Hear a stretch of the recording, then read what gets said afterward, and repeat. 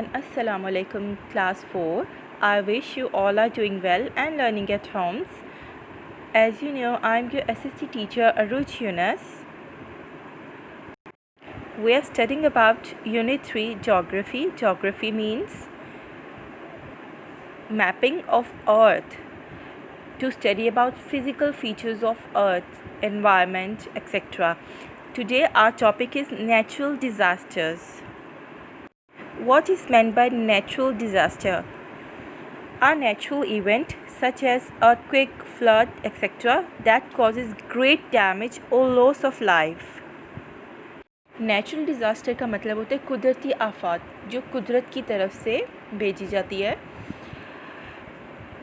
जैसे कि ज़लज़ला, सैलाब, जो इंसानी ज़िंदगी पे बहुत ज़्यादा असरअंदाज होती हैं और बहुत ज़्यादा डैमेज जो है वो कॉज करती हैं, यानी कि बहुत नुकसान पहुंचाती हैं. And today we are going to study two of them, earthquake and flood. So take out your SST books. Starting with the topic natural disasters, the natural changes under or on the surface of the earth which cause damage to the life and property are called natural disasters. Some of these are explained below. जैसा कि मैं आपको पहले ही बता चुकी हूँ कि natural disaster का क्या मतलब होता है. नेचुरल चेंज यानी कुदरती तौर पे जो बदलाव आता है ज़मीन के नीचे या ज़मीन के ऊपर, जो बहुत ज़्यादा नुकसान पहुंचाता है ज़िंदगी को, यानी कि इंसानों की ज़िंदगी को और उनकी प्रॉपर्टी, यानी कि जो भी हमारी ज़मीन पे घर हैं, बिल्डिंग्स हैं, जिस चीज़ को भी नुकसान पहुंचे, वो क्या होते हैं? नेचुरल डिज़ास्टर्स, यानी कि कुदरती आफात. अब मैं आपको मज़ीद इसको एक्सप्लेन करूँगी और सबसे पहला हमारा जो टॉपिक है इसमें वो है floods. What are floods? When water starts overflowing from the river banks, यानी कि जो पानी है वो दरियाओं की जो सतह होती है उस पे से बाहर आ जाए. अब मैं आपको एग्ज़ाम्पल देती हूँ. आपने पानी डालना है किसी ग्लास में, अब आप उसको फिल करते जा रहे हैं और वो इतना फिल हो चुका है कि अब उसमें ग्लास में जो है वो स्पेस नहीं रही, लेकिन फिर भी आप पानी डाल रहे हैं, तो वो क्या करेगा? एकदम से ग्लास में से बाहर की तरफ आ जाएगा. तो फ्लड की भी यही एग्ज़ाम्पल है कि जब बारिश बहुत ज़्यादा होती है या जब गर्मियाँ आती हैं तो पहाड़ों पे से जो बर्फ़ पिघल जाती है, वो आपको पता है कि फिर सारा जो पानी है वो दरियाओं में शामिल होता रहता है. और फिर एक ऐसा टाइम आता है, एक ऐसा लेवल आता है कि पानी के जो अंदर दरियाओं का जो सरफेस होती है, जो लेवल होता है, वो फिल हो जाता है. तो पानी क्या होता है? बाहर आ जाता है. और जब वो बाहर आ जाता है ये एक बहुत ज़्यादा नुकसान पहुंचाता है इंसानी ज़िंदगी को और हमारी जो प्रॉपर्टीज़ हैं, यानी कि हमारी ज़मीन, हमारे जो घर बने होते हैं, उसके लिए ये बहुत ज़्यादा नुकसानदेह होता है. When the water starts overflowing the river banks and into the nearby land, it is called flood. This happens due to increase in the quantity of water in the rivers and lakes. Floods are especially harmful when the water floods agricultural lands and residential areas. अब आपको पता है कि अक्सर लोगों के वहाँ घर होते हैं दरियाओं के पास. इसके अलावा वहाँ पर लोगों ने अपनी क्रॉप्स भी ग्रो की होती हैं. एग्रीकल्चरल लैंड होते हैं जहाँ पे फूड ग्रो किया जाता है, क्रॉप्स ग्रो की जाती है, फसल उगाई जाती है. तो जब सैलाब आता है वो इनको बहुत ज़्यादा नुकसान पहुंचाता है. The province of Punjab suffered a heavy loss of life and property due to heavy floods in 2010. अब आपको मैं बताऊं कि 2010 में बहुत ज़्यादा नुकसान पहुंचा था इसी तरह से सैलाब आने की वजह से. With the passage of time, the danger to life and property due to floods is increasing. The biggest cause of flood is lack of proper management, lack of construction of dam and deforestation. अब आपको पता है कि ये नुकसान जो है वक्त के साथ मज़ीद बढ़ गया है क्योंकि इसके लिए कोई भी प्रिकॉशनरी मेजर्स नहीं ली गई हैं. तो इसकी वजह से क्या है, अब वक्त के साथ साथ इसका नुकसान बढ़ता जा रहा है. आपको पता है कि पाकिस्तान में बहुत कम डैम्स की कंस्ट्रक्शन की जाती है.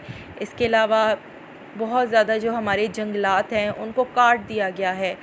तो ये सब जो रीज़न्स है वो फ्लड के यानी सैलाब के को इंक्रीज़ करने में जो है वो उसको बढ़ा रही हैं। Now mitigation. Number 1, small and large dams should be built. अब आपको प्रिकॉशनरी मेजर्स बताई जा रही हैं कि हमारी हुकूमत को, हमारी गवर्नमेंट को इस चीज़ पे काम करना चाहिए।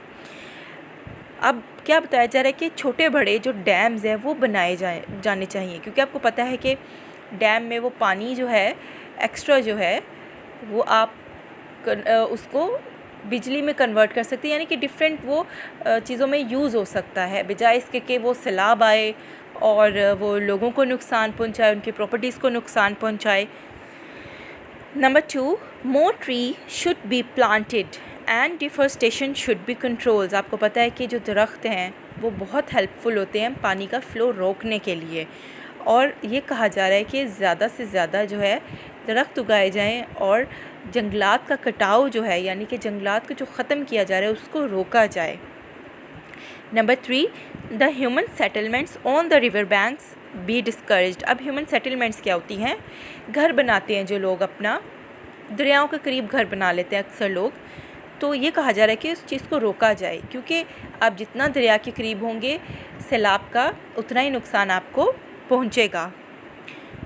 The flood warning centers be established and their proper functioning also ensured। अब आपको ये भी कहा जा रहा है कि फ्लड वार्निंग सेंटर्स बनाए जाएं, जहाँ पे पहले ही एक वार्निंग दे दी जाए, टाइम बता दिया जाए कि इस टाइम पे बारिश है और सैलाब आने का ख़तरा है, और इसके अलावा प्रॉपर जो है एक फ़ंक्शन किया जाए, यानी कि प्रॉपर इसके बारे में लोगों को तक आगाही पहुंचाई जाए और प्रिकॉशनरी मेजर्स लिए जाएं।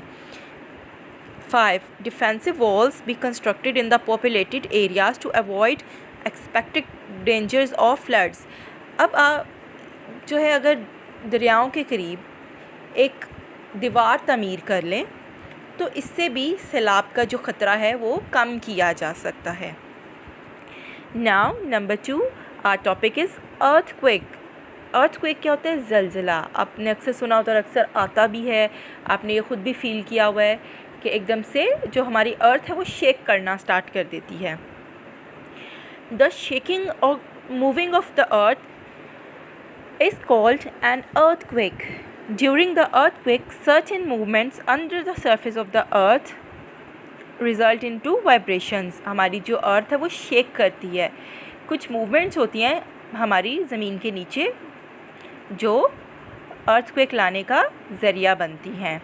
From a particular epicenter, the shock waves travel in all directions. The intensity of these shock waves is low at the places which are away from the epicenter। अब मैं आपको बताऊँ, एक एपिसेंटर होता है जहाँ पे ज़लज़ले का जो एक लेवल है वो बहुत हाई होता है, तो जहाँ पे एपिसेंटर है और वहाँ के जो करीबी एरियाज़ हैं उनके लिए ये बहुत डैमेजिंग है।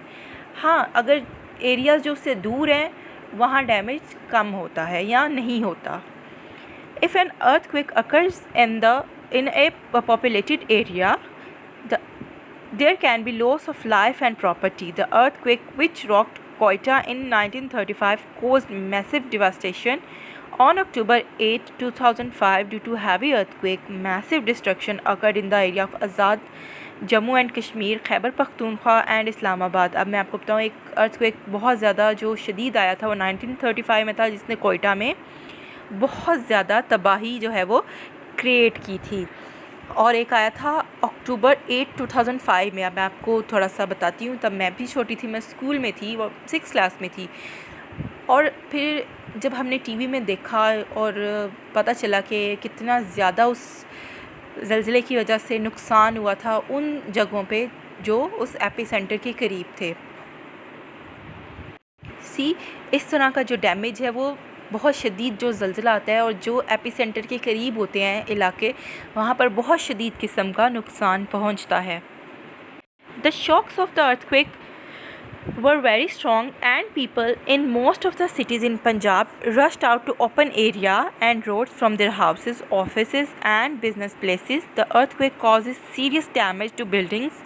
It also causes the loss of life and property। अब जैसे ज़लज़ला आता है, लोगों की ये कोशिश होती है कि अगर वो ऑफिसेज़ में, घरों में हैं तो वो बाहर निकल जाएं, क्योंकि बिल्डिंग्स और ये जो घर हैं इनके गिरने का बहुत ज़्यादा ख़तरा होता है जहाँ पे ये बहुत शदीद किस्म का ज़लज़ला आता है। और इस तरह से हमारी प्रॉपर्टी को और इंसानी जानों को यानी इंसानी ज़िंदगी को बहुत ज़्यादा नुकसान पहुंचता है।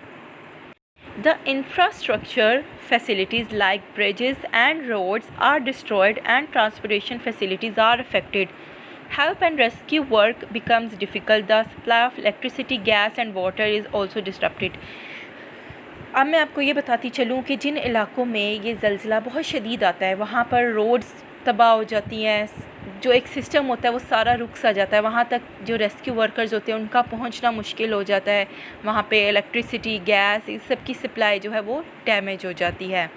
Mitigation: tall buildings should not be constructed in the areas under risk of earthquakes. Wooden houses should be constructed instead. अब आपको बताया जा रहा है कि बड़ी बड़ी बिल्डिंग्स ना बनाई जाएं ऐसे इलाकों में जहाँ पे बहुत ज़्यादा रिस्क होता है ज़लज़ले आने का, वहाँ पे लकड़ी के घर बनाए जाएं। अब आपको मैं बताऊं कि जापान में बहुत ज़्यादा आते हैं, तो वो छोटे छोटे से घर बनाते हैं, उनकी जो ये वॉल्स होती हैं, डोर्स होते हैं, वो पेपर के होते हैं। People should be trained to control their nerves and use precautionary measures at the time of an earthquake. कभी भी ज़लज़ला आए लोगों को अपने हवास कायम रखने चाहिए और प्रिकॉशनरी मेजर्स लेने चाहिए, हिफाजती तदाबीर लेनी चाहिए जब भी अर्थक्वेक आए। अगर आप घर में हैं या आप स्कूल में हैं, आप ऑफिस में हैं, आप उस जगह से बाहर आ जाएं।